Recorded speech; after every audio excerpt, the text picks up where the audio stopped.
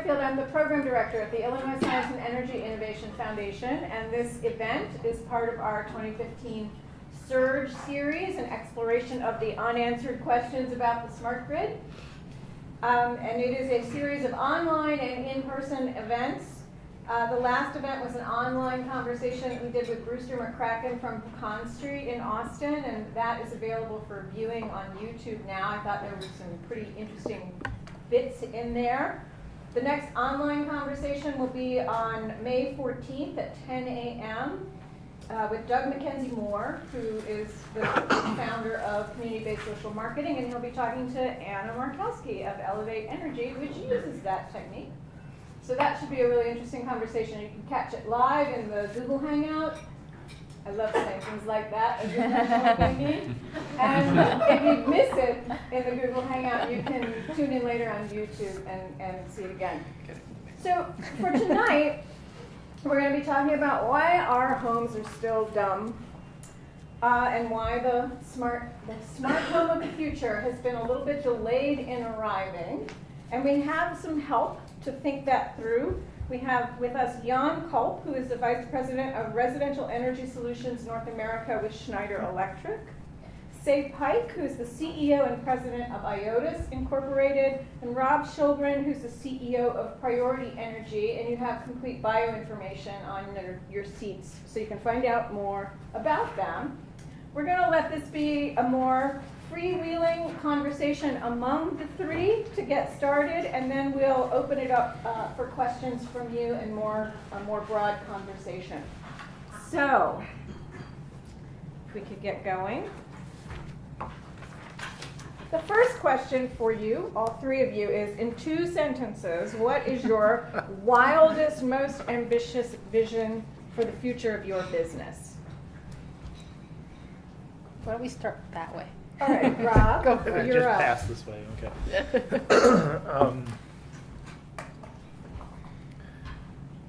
So this is going to bleed into the next one. I'm already 1 sentence in, so that's 2. They're done. Masterfully done. Where I would love to see our company in the not so distant future, and maybe this isn't the wildest, but this is really, if I could get here, this would be great. Right now, it is very hard for us to monitor the health of the structure and the health of the home. So when I say the health of the structure, the actual structure itself, the walls, the mechanicals, all of that, and then the health of the inhabitants, so the air quality and everything that goes along with that. If we could easily integrate that with the smart home solutions coming out of the seats next to me, I think that would be my wild vision, because right now it is not easy. Mm-hmm. So I would say the wildest, craziest idea is probably a couple of things. One is that everything is embedded in the walls, right? And so maybe this goes along really well with your idea. So meaning that everything is embedded in the walls as well as it's kind of embedded in objects and daily objects. And it could be in your clothes, in your shoes, in a smartwatch.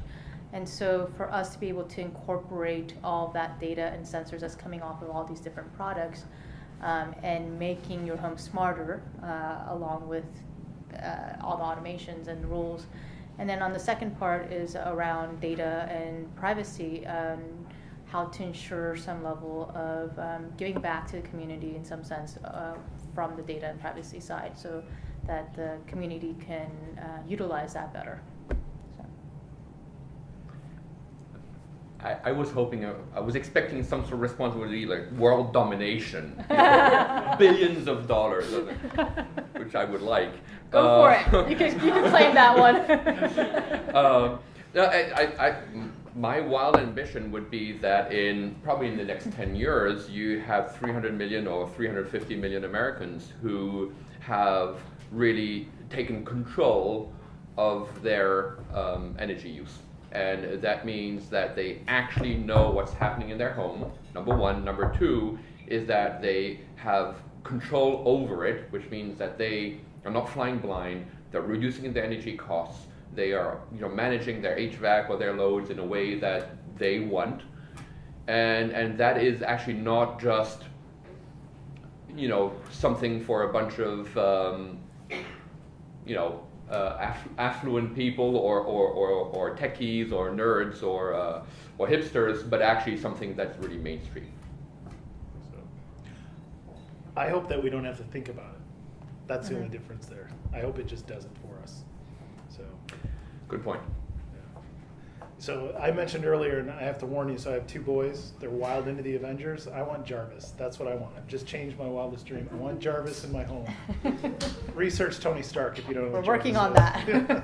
And we're working on that, so yes. Yeah, the previous version was Hal.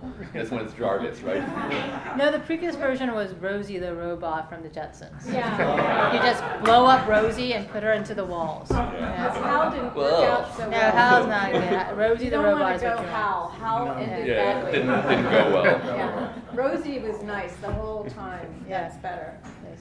So to give you an opportunity to let folks know a little more specifically what you're up to, I have a question for each of you about your particular business, and just to go back the other way, Yann, since you were talking about people having control over their homes and understanding their energy use, I don't know, maybe Schneider's got something that could help with that. Thank you, Claire. What a great question.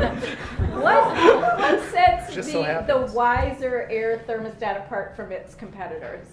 Yeah, thank you for asking that question. And I think we're in a business where there are a lot of great players, and I think we'll all be competing with us constantly, which is a great thing, because if you're constantly vying for space and market, that's good for the market, right? That's good for consumers. I think what we really do very well is two things. One is we have an incredibly robust focus on the user experience. The technology, is it Wi-Fi, does it have a screen, all that, that's cool, but what really matters is your experience on your Android or your iPhone, right? Or your Microsoft, whatever. What is that experience? What are the interfaces? Do I have a seamless experience across all the screens? What I see on my thermostat is the same thing as what I see on my iPhone, that I see on my PC. It's all the same thing, right? That's really important because it has to be easy.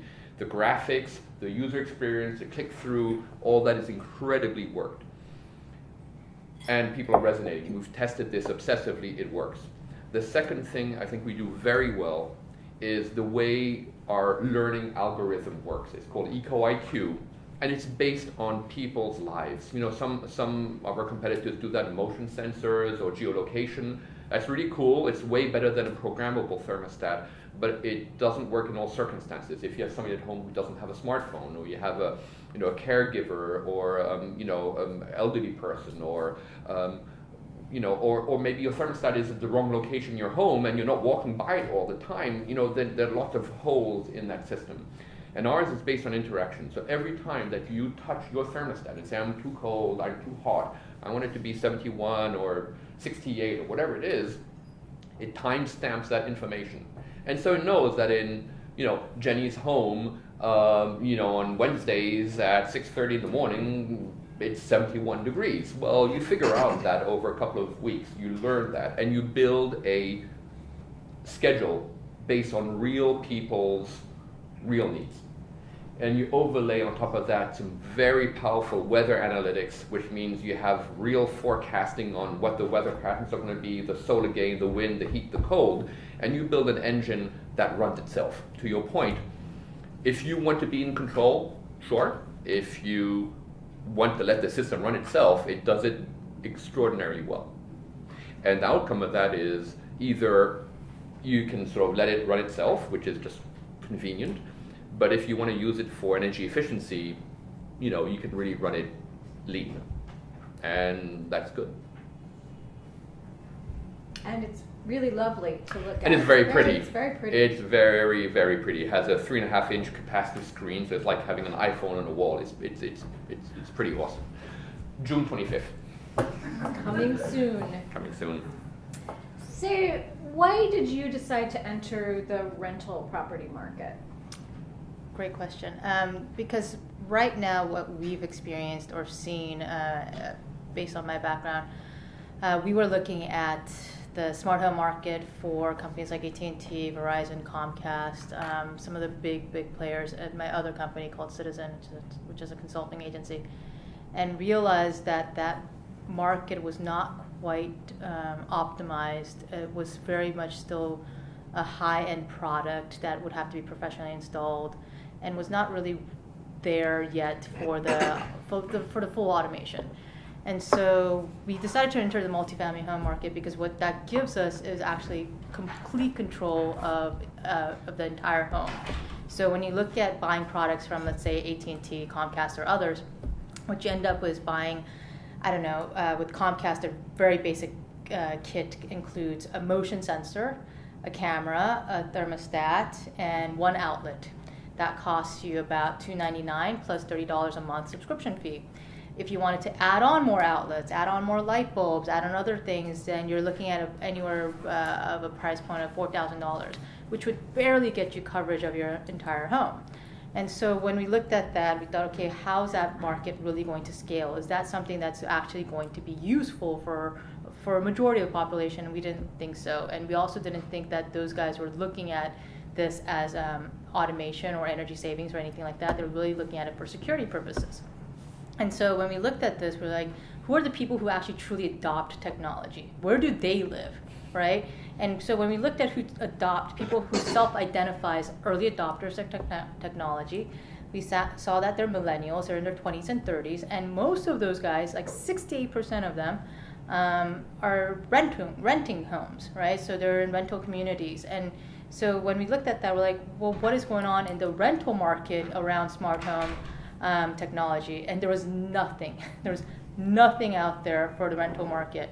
And so while we were investigating this, actually for a client, a developer came to us and asked us, hey, we need a technology differentiation for our building. Can you please let us know what you think about USB charging ports? I'm like, okay, USB charging ports are cool, but they're just not going to really get you a technology differentiation. So let us tell you what we can do.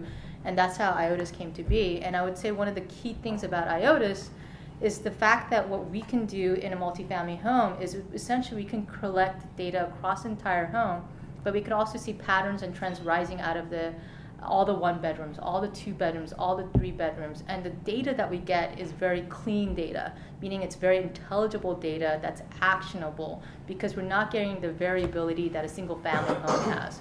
When you look at single family homes, when people go in and have professional installations done of an automation, they may install a light switch there, an outlet over here, and that outlet for one person may be in the kitchen, while for somebody else it's in the living room. So there's so much variability of how a home is configured in a single family home that it doesn't allow for any sort of true scalability. So everyone is very much an engineer in their home, configuring their home exactly how they want it for that particular single family home, all the layouts and everything's structured differently. And so there's no way to take any learnings or any behaviors or anything from that particular home and apply it to your next door neighbor. In a multifamily home community, what you get is clean data that allows for us to say, hey, there's all these trends rising out of that, out of all the 1 bedrooms. Everyone's saving 8% energy usage. One person is saving 12% energy usage. Can we take that person who's saving 12% on energy usage, understand their rules, patterns, anything that we've automated for them, package that up as a rule, and roll it out to the rest of the building? And it would work, right? You couldn't do that with single family homes. You couldn't take anything that somebody might be saving 20% of energy usage on a single family home, but you can package that up as a rule in automation and try to roll that out to their neighbors. Where in multifamily homes, floor plans are smaller and all of them are similar, so you could actually roll it out and it would work. And so that's one of the reasons why we went after multifamily homes, is that it gives us a really great way to get to market quickly in massive scale and be able to understand the market quickly in massive scale and act on the market quickly in massive scale. Where unfortunately for the single family home is sometimes it's like building a one-off solution per home. So Thanks. And so Rob, you may want to respond to that, but the question I wanted to ask you is how your business would be affected if this smart home technology were more mainstream. but feel free to respond to say. Well, just one question on that. So with your first customers, is that a tenant paid model or is that a landlord paid model? So most of the developers are Utility-wise. Utility-wise, it's all tenant paid. Right now, all the tenants are paying, most of our conversations are where the buildings are making the tenants pay. So there would be huge benefits then for Yes. ComEd or others. Yes, yeah. I mean, with the ratepayer programs. Mhm. Excellent. So what makes my life easier with the smart home products that we're talking about is kind of what I alluded to before. So where I'm hoping we can go is we can put our own sensors or someone else's sensors into the house to do some of the things we're looking for. So we go into homes right now. Let me back up. What people don't understand is this last couple of winters has been a great test case for our building science. Mm-hmm. When I say it's been a great test case, I mean we have failed miserably. And not just from an energy perspective, but the buildings we're putting up because of our new energy codes, they're failing. Our walls, I mean, we never used to put R20 in our walls, right?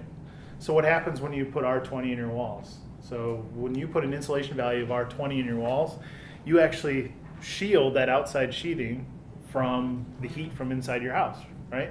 So what happens? When that warm, moist air makes its way through the wall, and it does, it condenses on that interior, that exterior sheathing. So think about the interior, the exterior side of this wall, it's wet. Literally there's layers of ice forming on some of these walls. And so what happens in the springtime? It melts, everything gets wet, and sooner or later, if this keeps happening, right, if this pattern keeps repeating itself in the wrong direction, suddenly you have mold behind the walls and you don't know it. So we're working with our builders to fix that, but what I would love is for us to be able to easily integrate with the systems that are already there so we can, I don't want to create more complexity for our homeowners. We have a hard enough time convincing our homeowners already, right, that, or our builders or our architects, whoever we're working with, that they should do this. So to add another layer, that's just complexity we don't need. So if we can integrate with that, if this can talk to each other, and we talked about that in the last session, that would make my life so much easier. I mean, and I think that's true with, not just within the stuff I care about, so indoor air quality and energy efficiency and, thermostats that not only think, and I think this is where Schneider's going, not only think about, temperature, but think about humidity and indoor air quality metrics. So they're automating that for you, right? That condensation problem I talked about, 9 times out of 10, that's caused because you don't keep track of your humidity in your house. Well, your thermostat should be doing that for you, and I know they're working on it, right? So it's going to start automating some of that stuff, which will make my life easier. But little things like I have a Sleep IQ app on my phone. I stick my phone, this is when you're a geek, right? So I put my phone in airplane mode and I stick it under my sheet, and it monitors my sleep cycles, helps me improve my sleep. Why is that not talking to my home automation system? Why is that not actively, monitoring my thermostat, saying, "Hey, Rob woke up 6 times last night. Is it temperature related?" That kind of data analytics. Not only is it valuable for me, but that's the stuff I'm sure. I'm hoping IOTAS is taking and trying to monetize, right? Because there's a lot of people out there that are lining up to pay for that data. So we talked about privacy in the last session, so that that can get interesting. But that's what I hope. That's what would make my life easier if I had something easier to integrate with. Mm-hmm. I have a question for you. The thermostat, is it actually tied to an HVAC system that you guys are providing as well? No, it's tied to a new or existing HVAC system. Okay. Right. So it's a replaceable. You have some thermostat on the wall, remove it. Mm-hmm. It's powered by those wires, connected to Wi-Fi. Put a little wizard, put in your password, and you're up and running. Okay. It's pretty. I mean, maybe not every single HVAC system. 90%. Okay. What I think, but based on your comment, a few weeks ago I was on another panel, and the guy sitting next to me runs a company called Leo. They do sound detection right now. And then we started talking about babies, and thought that actually what would be really cool is a baby diaper monitor, right? and so that already exists, but it's kind of old and geeky and lots of wires, which probably if you Huggies did that. No? Huggies did that. They ran a pilot program in Brazil. But it doesn't seem to be No, it tweeted at you. Yeah. So when your when the baby's diaper got wet, it would send you a tweet. Generally the baby does that in my. Oh, please. But the whole idea was to be. You have the problem with traditional mode is that the diaper, you get the tweet when it's too late. So the point is like you have a percentage of humidity, and it gets to 75%. Now but no, go change now before it's too late. So if we could integrate wall humidity with diaper humidity into the HVAC system. There is definitely an indoor air quality part of it. Yeah, This is true. there is. So just to go back to data for a moment. So we were talking this afternoon about data and what you can get from it. And I think it goes to what might actually get consumers excited about the smart home. What are the benefits for consumers? Because as of now, there's just not a lot of awareness about this. There's not a huge excitement by consumers about these possibilities. And maybe they just aren't seeing the benefits. But say you were talking about a whole range of ancillary benefits, not necessarily energy related, that the data can give you. So can you talk, all three of you, talk about that a little bit? Yeah, so I mean, from our standpoint, in some ways, energy is a byproduct of what we do. It's not core business. Our core business is making people's lives better. That's core to our business. We're trying to make people's lives a little bit more efficient. And so it's simple things like if they enter the closet, right, instead of just us turning on the closet light, we would essentially blink the closet light twice to let them know it's raining outside or snowing outside. If they're getting ready in the kitchen, we would blink the lights and let them know that they have to leave now to catch their bus or their train. So for us, that is more important in some sense of informing people and having your home in some sense be replacement of a screen of your phone. Of your smartphone, where it's informing you and it's your best ally, it's your best friend, and that home also now has a sense of movement. So basically, your home is learning all of these things about you, that you want the lights to turn on and blink twice when it rains.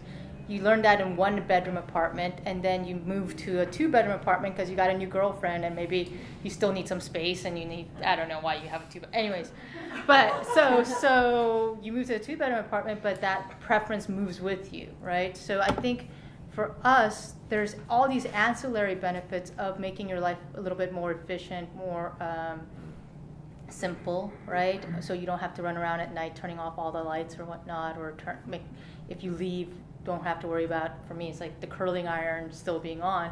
And that is an entryway into helping them understand energy by giving them insights about, hey, by the way, you leave your Xbox on. Do you want us to just turn that off for you? And then turn it back on an hour before you get home. Those are the things that we think is kind of the toehold that will get them to understand their energy usage. So, I think there's already a number of pretty good value propositions that exist, right? Earlier this afternoon we were talking about the senior market or the aging in place, or yes, that's big market. But think about a number of companies out there. There's August and Canary, and they do some really cool door locks which you can control with Bluetooth. Awesome, right? You have a cleaning lady or a friend or your parents are coming to town, everybody's a keys get lost. Just having a phone operated lock is brilliant. Or super simple security. It's a little, like a roll of, I don't know, like a tube, right? And you put it in your living room. If you have a small apartment, you don't need a lot. Or Nest with, remotely controlling your thermostat. A lot of these companies have come up with some really good standalone, simple to understand stories. Okay. And it's working very well. Now the next step is going to package all these together, which right. is the next one. But there's already I think there's a lot of very good stories, already out there, which, you look at the value proposition, you look at the story and say, yeah, I could use this, and that's a good sign. Yeah. Did you want to add something? It's just integration. I mean, you're right. I mean, just like I was talking about the sleep IQ. I mean, the same company makes software that dims your screen, takes the blue light out of your screen, right? There's, any bulletproof fans in here, by the way? I have to know if I'm the only one on the trend right now. But anyway, Bulletproof Exec, check it out. But he's got his sleep tips as well. But get rid of blue light. Watch what you eat. Why isn't our... That's not me, I don't think. Yeah. Yeah. But I just want to make sure what's in there. But why don't our lights naturally dim, right? I mean, Yeah. our calendars are electronically everywhere. Mm-hmm. So why are we sitting there and have to dim the lights? Or why when Yeah. we walk out the door did we have to remember to turn the Or lights just off? have a sunrise, sunset sensor. Yep. Yes. And that, I think all of that's finally, Simple. it's so close. If we could all just get out of each other's way and let these things start to Mhm. talk to each other. And I'm Yeah. completely fine calling it IOTAS, by the way. I don't mind. I don't need Jarvis. It can be IOTAS. I'm okay with that. So. Yeah, we're incorporating weather APIs because those are open APIs. There's certain things out there that's open, public accessible for any developer, you guys included, to be able to incorporate. And so that's an easy one, right? Yeah, and weather is an incredibly powerful driver of, I guess, front end and back end information. Like, I don't know, statistically, I think like 43% of Americans check their weather first thing in the morning. Like, maybe you pick up your phone, first thing might be Facebook or email, the second thing will be weather or vice versa, which is huge, right? First thing you do. You're still in bed. And so that from a front end value, that's really important. Does have to be on your phone, could it be somewhere else? But also from the analytics, because it influences so many things about energy usage and how you're gonna dress and air quality. And weather is I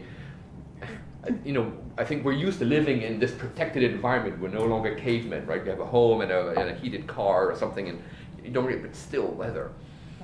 Incredibly important. And going back to other integrations, the transportation one is also an open API in most cities. And that's a very simple one where if you can actually see that population in a building, most of them are leaving, what does that do to the transportation? Should there be more buses on the road? Should there be more taxis on the road, right? Or most people are coming home.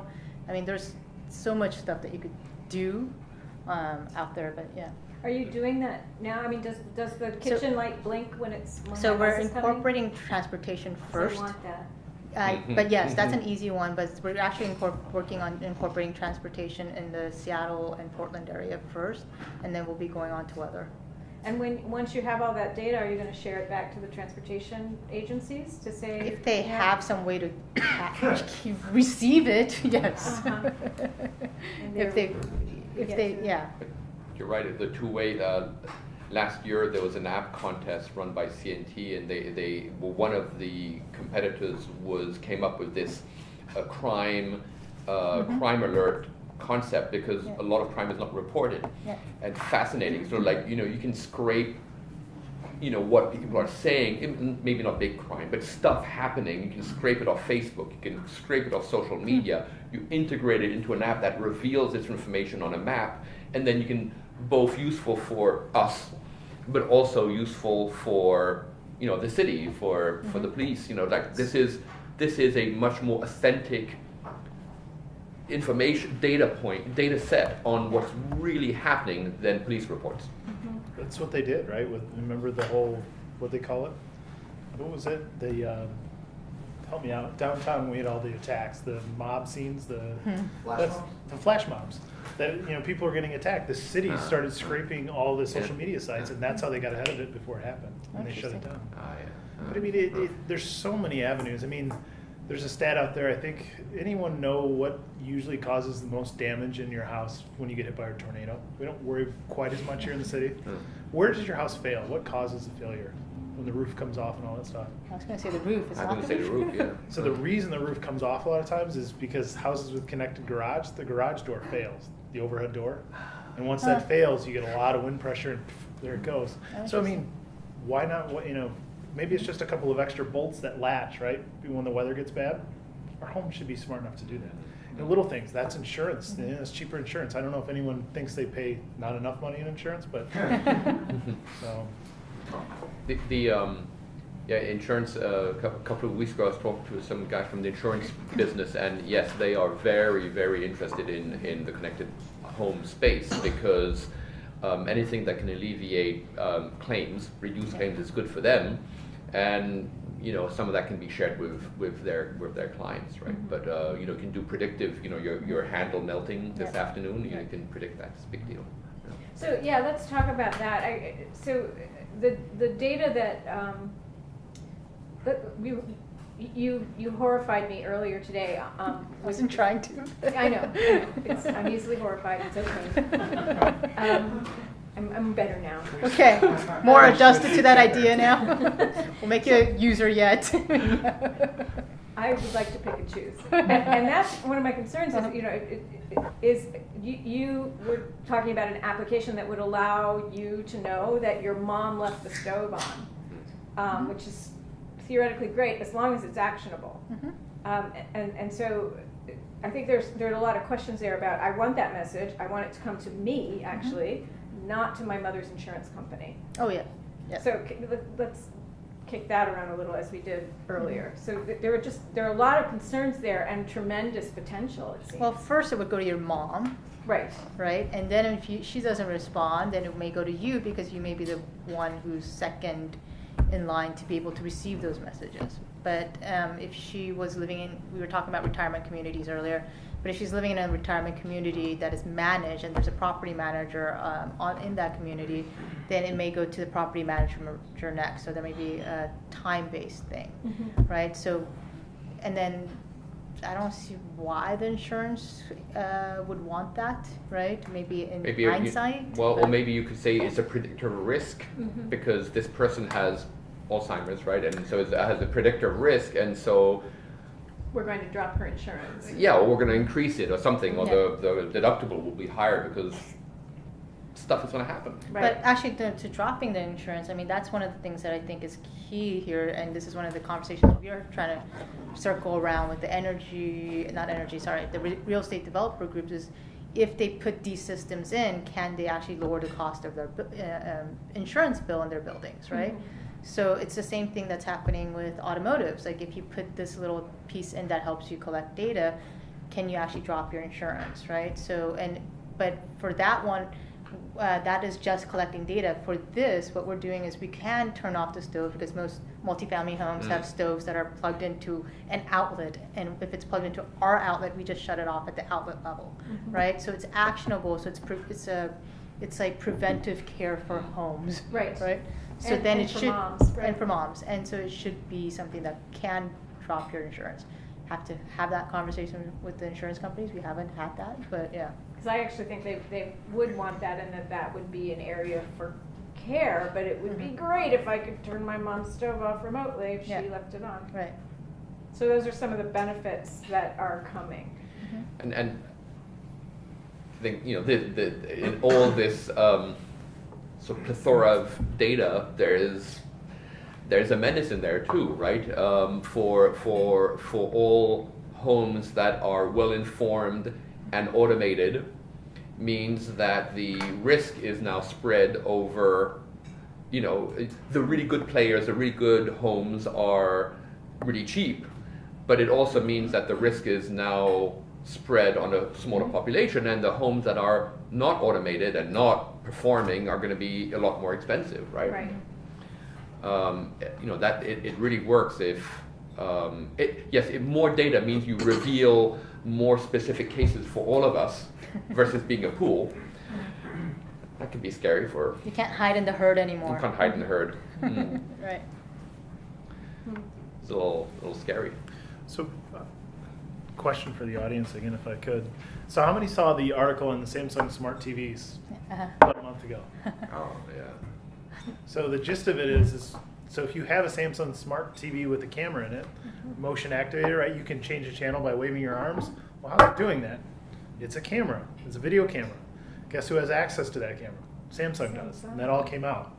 So your smart TV is literally watching, and they are recording that because they're learning from it and they're trying to get more predictive, right? And make a better TV for you. But the question came up, it's like, well, wait a second. Where is it sitting? And who's watching what? And do you have a TV in your bedroom? And all sorts of questions spiral out of control, right? But that's the flip side of a smart home, right? Because I have motion cameras in my house all over the place, right? All of a sudden, where's that data sitting? I mean, those are real questions we're going to have to ask as well.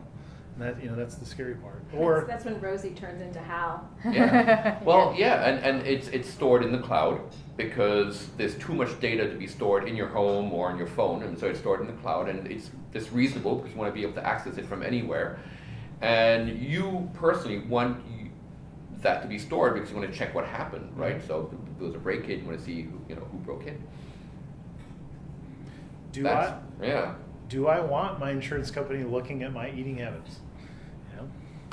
Bulletproof's all about saturated fats, by the way. So again, Bulletproof exact. I think it's got promise. The insurance company might not think so. Are we okay with that? And it sounds Big Brotherish, right? It sounds out there. It's not that far out there. Yeah. Right. It's already happening. Yeah. Yeah. And the really interesting thing, okay, then we'll maybe change chunks. We're getting off with a little. I know. But this is corporate, not government. I mean, the corporate. What corporations are collecting is, I think, a little scarier than what governments are collecting. But okay, that's another topic. I think that's food for thought for all of us. So we're going to open it up for broader discussion in just a second, but what are the untapped market opportunities in this sector, do you think? What's out there now? What's out there 5 years, 10 years from now? What are you excited about? Well, we're just at the beginning of this market. This is like an infancy level. So untapped market, the total addressable market for smart home technology is 71 billion. So you're just talking at the very basic right now. So I think the possibilities are kind of endless. But right now, you're probably looking at a smaller market. We are looking at something like 550,000 homes in just the one partner that we have. And so that's where possibilities are kind of endless. That's really hard to say because the market is just at the beginning of it. So there's so many different ways that this can go. I don't know if you guys have better answers, but No, for me, the untapped market is what you were describing this afternoon. Is try to step away from sort of broad-based connected home sort of concept, which a bit amorphous, right? And focus on very specific population segments, and focus on very specific applications or value propositions. Saying we're going to solve a particular problem for energy management in multifamily, or for seniors, or for door locks for rental properties, or something. So like this is what we're doing, and that's the best way to grow the business, because I don't think anybody gets excited about well, you can do this and that and you can do anything you want, because it's too much to digest. You have to have very clear, I'll do awesome home theater experience for you, which is what people did 10 years ago, right? Still now, very focused. That's I think that's the only way forward. We're dancing around the energy part of it. We keep talking about all these other benefits, but I equate the smart home. Eventually, we're gonna have smarter batteries in our home, and we talked a little bit of this before. Distributed generation combined with these storage options like the Tesla batteries, or whatever battery comes in your home could be sitting in your car. That's the DOE vision, right? So whatever that is, if you combine those two thoughts, so you have this distributed generation and better storage, and then a smart home on top of it. You think about how we can optimize our use and consumption and distribution of electricity. It's so far beyond, I think, what I don't think everyone's thinking. I think the smart grid inventors, that's where they're headed. But the whole benefit of that is so how much energy is lost from the start of generation to the time it hits our outlets? Does anyone know? Most of it. It's about 70%.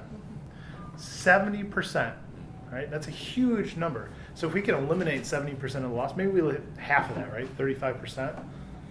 We've just increased our capacity by a lot, right? So that's, I think that's where this smart home vision could take us. And I don't even think we're gonna have to think about it. I think it's interesting that in this discussion about benefits, energy savings doesn't tend to be the thing. It's comfort, control, automation, safety, security. those seem to be the drivers that might get customers' attention. Energy savings by itself, It's a hard story. Yeah. hard That thing to is. sell. I think we have short-term memories too. I mean, even if it's not the dollars, right, the energy savings, think about what happened in the end of 1999 when we're prepping for Y2K, right? The world's going to end. Everyone took that opportunity to upgrade their infrastructure, their IT infrastructure. We taxed our grid to the point where it couldn't handle it. ComEd literally melted down in the city of Chicago, if you remember that summer. So it was a warm summer, but the pipes under the streets couldn't handle the consumption. And there's huge data centers sitting all around us that you don't know about, and they consume lots and lots and lots of power, right? But this, we forget that. What about when the eastern half of the United States lost power for, was it a week? Because one little part of the grid went out, and that's what we're talking about fixing. The smart grid, we think about it ourselves a lot, but I think we forget the fact that we could lose power for a week. What would we do? I mean, it gets ugly in a hurry, right? We're kind of spoiled. I had lunch with a guy from the ICC today, and we didn't talk about business. We only talked about this, and he said, "Yes, you lose power. You're probably, like in The Walking Dead within 72 hours." Yep, humans go all Lord Yeah, of the Flies. not very attractive. quickly. Yep. Very quickly. What questions do you have, folks? Yeah.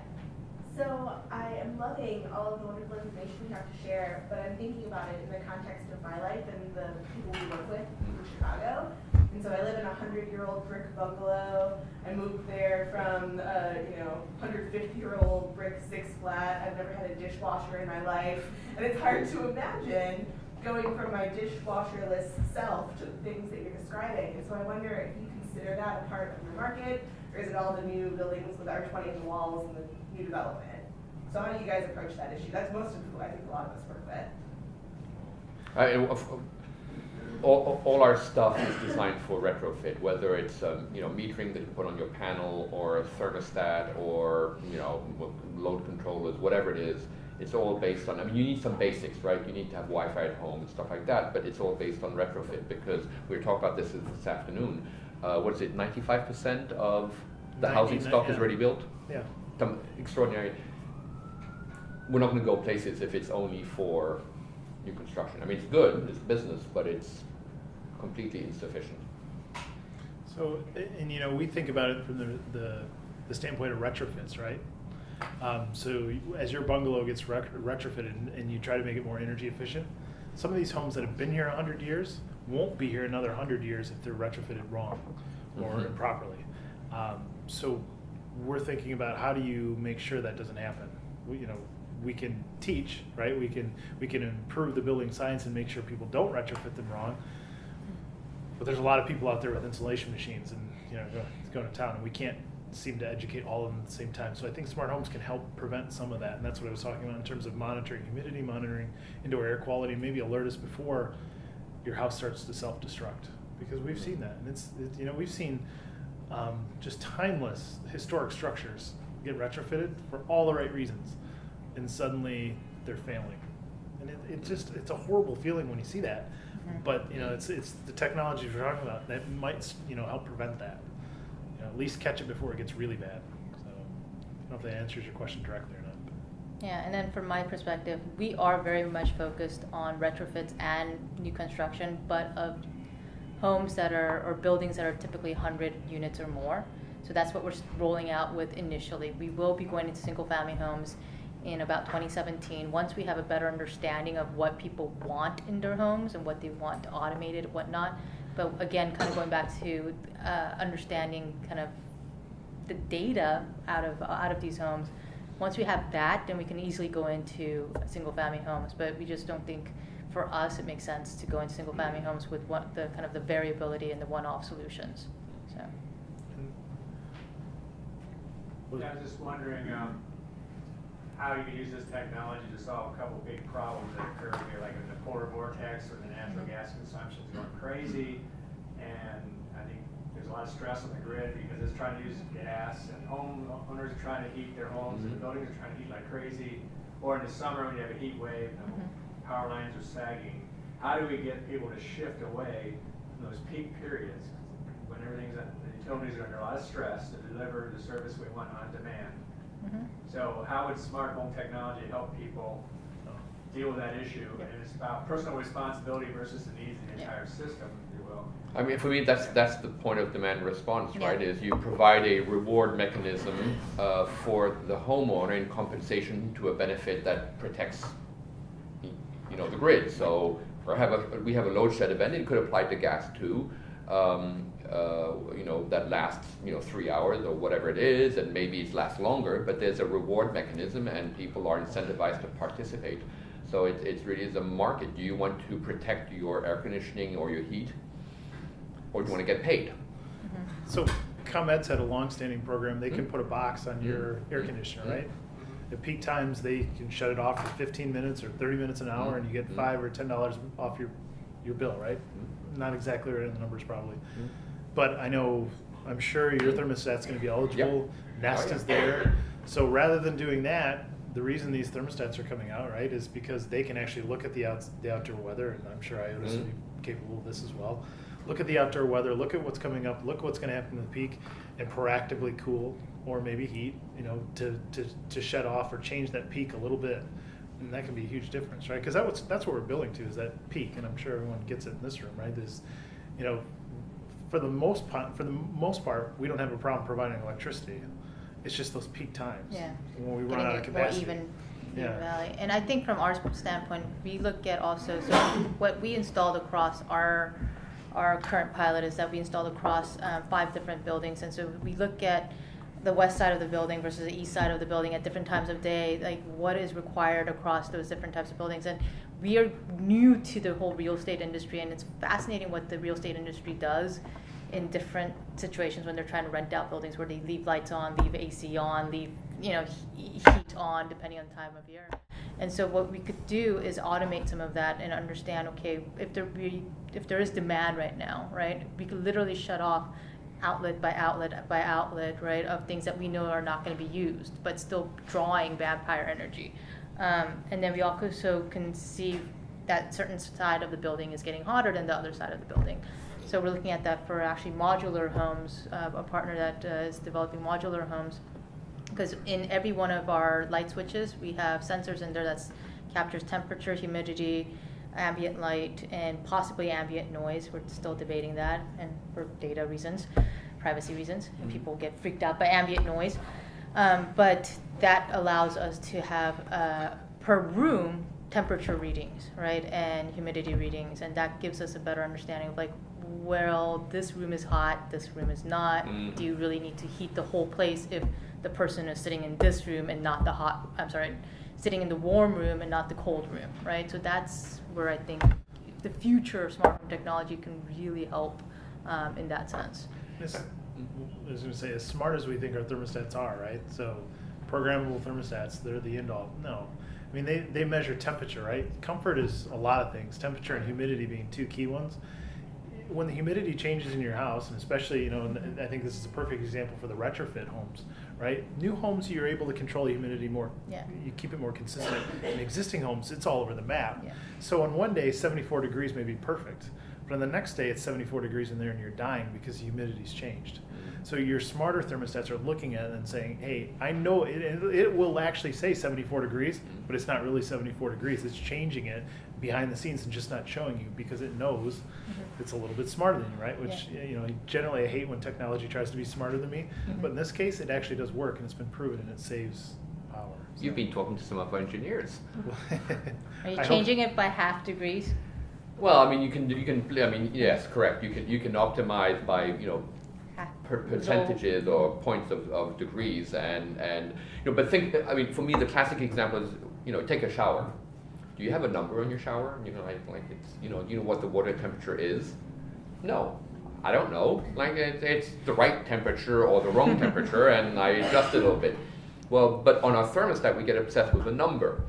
So why do we need a number? We don't need a number. We should only be saying, this Hotter, is good for colder. me. Yeah. I want it hotter. I want it colder. And if we are, and so we're testing this, and it's a very interesting dynamics because you have to really change, habits. But fundamentally, you don't need a number. What you do need is a comfort level. Am I good or not? And that's all you need to know. And if you're too cold, well, I want it warmer, and vice versa.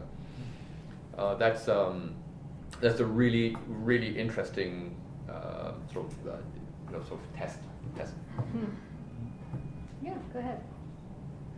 Yes. I have kind of two related questions. One, what you're supposing is that there is one right temperature, and you have multiple people in the house. I mean, you've probably heard of Thermostat Wars that women sometimes have. I'm not saying you do, but some people do. So you have that issue, and the second issue is how do you deal with variability? We've all had this experience with Amazon, where you order one thing as a gift for your niece, you order a One Direction calendar, and all of a sudden Amazon thinks you're into One Direction. That's kind of I mean, you get kind of this kind of spurious data and variable data, I guess is the question. So for us, at least regarding the very rare thermostat war situation, so we have a log system. So if somebody is using their smartphone to control that thermostat, then we log who is using it. And if it's at home, then it's more difficult. We don't have thick fingerprint recognition yet. But so you can have a log and say, oh, well, Mary brought it to 72 and, Peter brought it to 68 or whatever. And so if at least we can't solve the war, but we can provide fairly accurate data as to who did things, and then of course let the couple do their therapy, on their own. As to kind of the random events, right? Somebody came and grandma was there for 2 days, and she was cold, but that's not the normal pattern. So this is always work in progress, but we. The algorithm or the schedule is built over several weeks. So unless there is a random event that happens, all the time, a random event is kind of a blip is a data blip in the algorithm. Unless grandma's there every Wednesday, and then it becomes normal. Yes.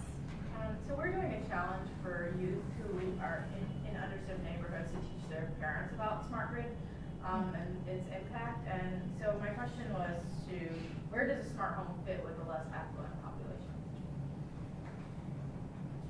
That's why we're going after student housing and multifamily homes, because we do believe that it should be accessible, and we do think that we can, based on the volume that we're pushing for multifamily homes, that we could drive the price down for it to be almost apples to apples for what the building developers would install. So we're looking at a potentially cost savings of about 16% on building materials and labor for the building, because we're eliminating extra copper wiring that may have to be run from a switched outlet, so a light switch that controls an outlet. We can do that by software, so that copper does not have to be run anymore. So that's eliminating that copper as well as the labor associated with it. So we think the price point will be, for once we get to scale, will be pretty much apples to apples. So multifamily homes, it doesn't have to be these beautiful high rises all the time. It can definitely target towards more affordable housing. And one of the things that is interesting in places like California, San Francisco, no matter what, a certain portion of their homes have to be allocated for affordability, right? So we are considering that. So. I think we fell into the trap we started off with, what's the vision there, right? But that, even today, so there are highly automated, very expensive solutions we can provide into the highest end homes, and we do. Yeah. But, talking about temperature and humidity, all that, there's sensors today that we can install in a home that's $68 directly from Amazon. It can be installed for almost nothing. That'll control your optimize the control of your humidity.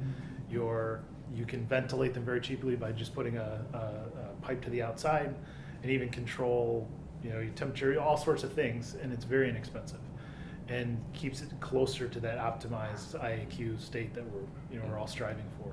So there's different levels. So I don't want you to think that there's, it's being excluded. And is that the smart home that we're talking about necessarily? No, but it is a smarter home. Just bringing some of those technologies, tried and true. Another thing is maybe that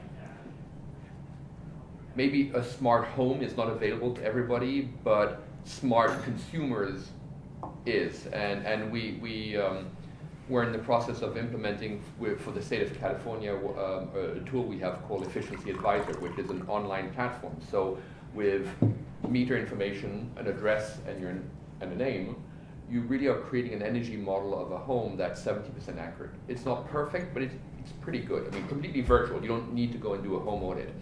And that drives, sort of customized energy efficiency recommendations, right? So saying, based on what we know of your home, and if you want to answer questionnaires, it can be better, but based on what we know of your home, these are the top 5 or 10 things you should be doing. And this is how much it will cost, and this is how much it will save, and this is how much your utility will give you as a rebate to make it really efficient for you. And if you want to go and buy this, you can click here, and it'll take you to Lowe's or whatever, and you can go and buy it, and the rebate is integrated. Or if a contractor needs to do it, it can. But there's no hardware involved, right? So it doesn't matter if you are minimum wage, living in a rental unit, or if you are Bill Gates. That information, Bill Gates is probably too complicated, but minimum wage or doing very well, that information and that analysis is available to everybody, and that's being deployed for the state of California. But the only thing you need is an iPhone or a smartphone of some sort, and smartphone penetration rate is huge. I mean, everybody has a smartphone. Across all income groups, and so do you have the controls and the thermostats and the bells and whistles? No, but something like that is, I think, pretty darn, at least a really good first step. You guys hinted at some of the dark consequences potentially of how the data can be used by insurance providers potentially to select or target users. But it got me thinking a little bit about your target audience. And a lot of the conversation has been around the consumer market. I can buy this $28 annuity key to switch off my lights from work or something. But what about the kind of data that we can collect and provide to, say, government agencies to tighten up regulation or enforce building practices about landlords who don't heat their buildings appropriately?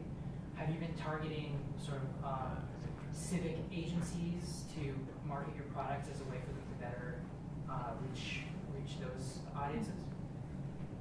That's fascinating. Yeah, I don't know. No. Okay. New thought, thank you. Wow, that's another frontier you're talking about. That's You know, interesting, very interesting frontier. That's fascinating. I don't know if you guys have ever heard of it, but there's this OpenGov Hack Night every Tuesday at Braintree. So anyone can pop in. Search for it. It's a Chicago thing. But there's great projects that have come out of there. One of them that I love is mybuildingdoesn'trecycle.com or something like that. I've heard of that. Basically a place where you can just report your building for not providing recycling services. And it's surfaced this phenomena where the city has not enforced regulation in like a decade about recycling. So actually recycling has declined in many of the buildings. I know there's a whole market issue there too, so it's not as simple as regulation. But I just thought that was a similar kind of activity or use case. So you can make the argument both ways, right? Like the slumlords out there are going to want it, but the good property managers out there are absolutely going to want that. So I think if you were asking me, have I considered that? Well, my first thought, in all honesty, is like, well, the civic areas, they're not going to pay for it. But the landlords might pay for it if you can turn an incentive around to the landlords that says, hey, if you sign up for this and you provide us this data, we'll give you X dollars off your taxes, or there's some financial incentive. As a landlord, I would absolutely do that because I know that I manage my buildings correctly. It could be a source of revenue for city agencies, right? So if there are finable offenses that can be monitored through Absolutely. smart home technologies. Could be It could work both certification ways. too for landlords who are in compliance, and then it's a market distinction for them. Mhm. It's like we are a city certified, transparent, always 68 degrees building. Yeah. What, GovHack? OpenGov Hack Night. Yann's going. I'm gonna go. It's just like volunteers Mm-hmm. mine city data for interesting projects and products. Other thoughts? I'm gonna get to you, but I wanna see if there are any questions from someone who hasn't asked yet. The lady. In the back. You've been talking about electricity, and you've been talking also about California, so I've been thinking about the drought.